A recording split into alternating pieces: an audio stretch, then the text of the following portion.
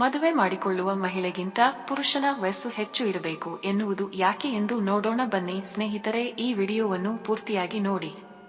ಮಹಿಳೆಯರಲ್ಲಿ ಸುಮಾರು 45 ವಯಸ್ಸಿನವರೆಗೆ ಲೈಂಗಿಕ ಶಕ್ತಿ ಕುಂದುವುದು, ಆದರೆ ಪುರುಷರು 55 ವರ್ಷ ವಯಸ್ಸಿನವರೆಗೂ ಲೈಂಗಿಕ ಆಸಕ್ತಿ ಅಧಿಕವಾಗಿರುತ್ತದೆಯಂತೆ.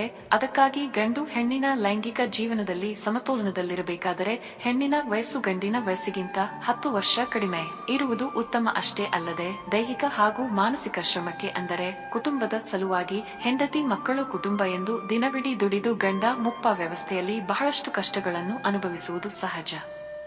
ಮುಪ್ಪಾದಾಗ ಕಣ್ಣು ಸರಿಯಾಗಿ ಕಾಣುವುದಿಲ್ಲ, ದೇಹ ಶಕ್ತಿ ಕುಂದುತ್ತದೆ, ಕೈಕಾಲುಗಳಲ್ಲಿ ತ್ರಾಣ ಇರುವುದಿಲ್ಲ, ಸರಿಯಾಗಿ ಕಿವಿ ಕೇಳುವುದಿಲ್ಲ, ಆಹಾರದಲ್ಲಿ ವ್ಯತ್ಯಾಸವಾಗುತ್ತದೆ, ದೇಹದ ಆರೋಗ್ಯ ಹದಗೆಡುತ್ತದೆ, ಅವರ ಸಹಾಯಕ್ಕೆ ನೆರವು ಬೇಕಾಗುತ್ತದೆ.